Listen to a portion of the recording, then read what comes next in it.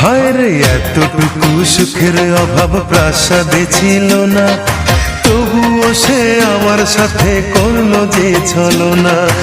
একদিনে আমি মনের ভুলে গিয়েছিলাম দূরে, এসে দেখি প্রাসাদ আমার ছাই হয়েছে পুড়ে। জানি না সে কোন সে রাজার হয়েছে রাজরানী, বড় বেশি সুখে সে নাই এতটুকুই জানি।